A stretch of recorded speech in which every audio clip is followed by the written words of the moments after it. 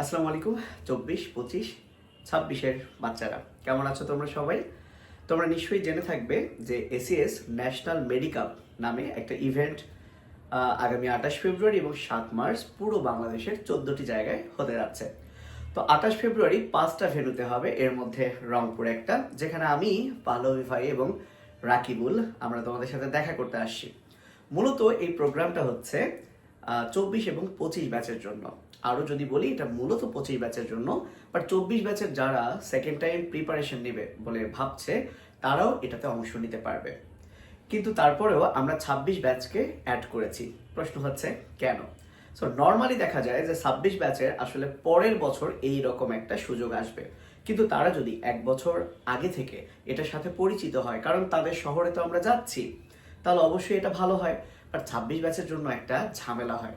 এরকম পরীক্ষা নর্মালি যখন নেওয়া হয়, তো দেখা যায় যে পুরো সিলেবাস বা শর্ট সিলেবাসের উপর পরীক্ষাটা নেওয়া হয়, কিন্তু দুঃখজনক 26 ব্যাচের তো এখনো ফার্স্ট ইয়ারই কমপ্লিট হয়নি।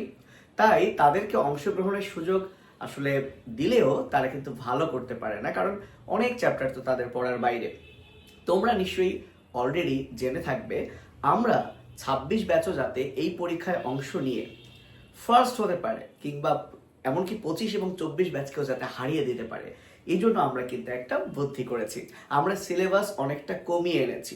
উদ্দেশ্য হলো মূলত একটাই, সিলেবাস কমিয়ে আনলে যেটা হয়, আমরা যতটুকু সিলেবাস রেখেছি একটা স্টুডেন্ট কিন্তু খুব ভালো করে ওইটুকু পড়ে পরীক্ষায় বসার একটা সাহস তার জাগবে, এবং আলটিমেটলি কিন্তু তার ওই টপিকটা কিন্তু পড়া হয়ে যাবে। সো নিশ্চয়ই জানো, আমি মুখে মুখে আরেকবার বলে দিই, বায়োলজির মাত্র 4টি অধ্যায়। একটা হচ্ছে কোষ বিভাজন, পরিপাক ও শোষণ, রক্ত সঞ্চালন, টিস্যু ও টিস্যুতন্ত্র। কেমিস্ট্রির 2টি অধ্যায়, গুণগত রসায়ন এবং পরিবেশ রসায়ন। ফিজিক্সের 2টো অধ্যায়, ভেক্টর এবং বলবিদ্যা। ইংলিশের শুধুমাত্র পার্টস অফ স্পিচ, তার মধ্যে আবার প্রেপোজিশনটা বাদ। এবং সাধারণ জ্ঞান, জুলাই অভ্যুত্থান, অর্থাৎ এই জুলাইয়ে যা হয়ে গেল আমাদের দ্বিতীয় স্বাধীনতা, সেখান থেকেই প্রশ্ন আসবে। একদম মেডিকেলের মতো 100 মার্কসের মধ্যে বায়োলজি 30, ফিজিক্স 20, কেমিস্ট্রি 25, ইংরেজি 15 এবং সাধারণ জ্ঞান 10।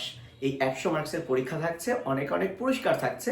আমরাই প্রথম যেই দিন পরীক্ষা সেই দিনই রেজাল্ট দিব, এবং ওইখানে প্রথম 10 জনকে আমরা প্রাইজ মানি দিব। প্রাইজ মানিটা কিন্তু 3 জনকে দেওয়ার কথা ছিল, বাট আমরা ট্রাই করব 10 জনকে তাৎক্ষণিক প্রাইজ মানি দেওয়ার।